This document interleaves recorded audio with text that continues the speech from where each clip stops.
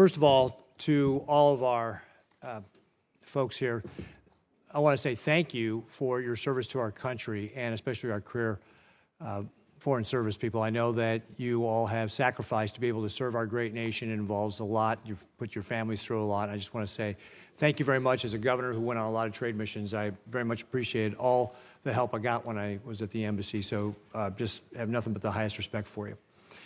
What I'd like to talk about is Djibouti.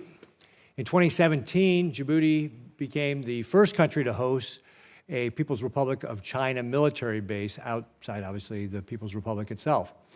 And earlier this year, it was announced that Djibouti had reached an agreement with the People's Republic of China for $1 billion to have a spaceport in that country. And this is obviously a part of the PRC's larger effort to commercialize space, but also to extend its Belt and Road Initiative.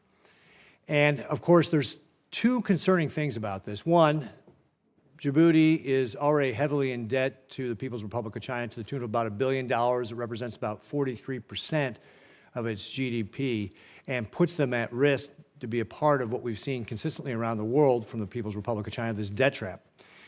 But perhaps more concerningly, at least for the United States, I'm going to read you from the DNI's 2023 threat assessment, said that China is steadily progressing toward its goal of becoming a world-class space leader with the intent to match or surpass the United States by the year 2045.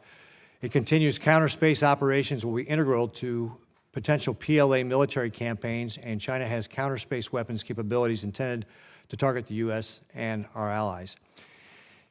One of the fears with this spaceport outside the People's Republic of China is they will use that to sidestep or outright reject international space rules with regard to how we do this. And of course, this matter is incredibly important to all of us.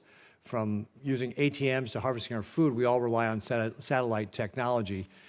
In my home state of Nebraska, for example, we rely heavily on satellite technology to run our harvesting machines, the tractors, and so forth. In fact, one farmer told one of my staff members that if it wasn't for satellite technology, he was worried that his equipment would be useless.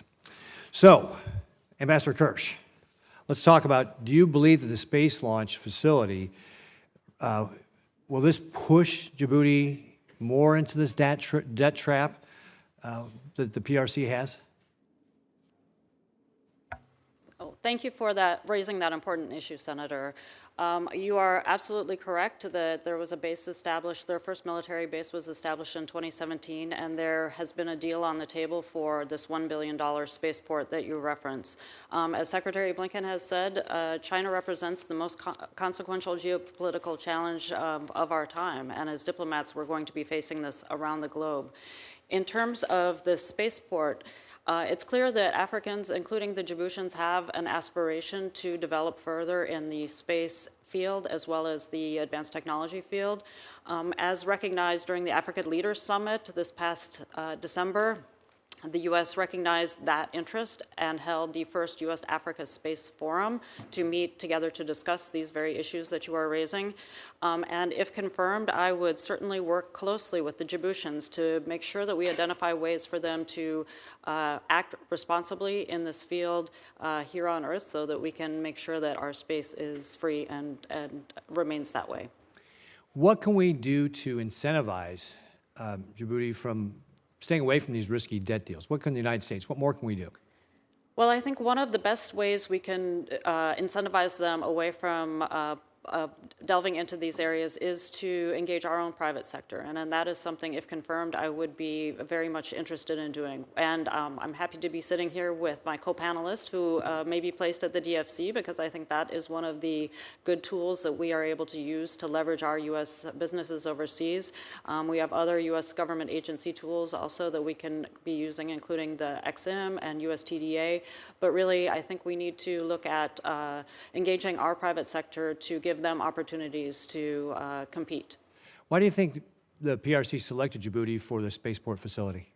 Well, it's an interesting question. I think if you actually look at some of the specifics of it, it doesn't actually give the Chinese much of an advantage in terms of where it is and compared to what they have within their own country.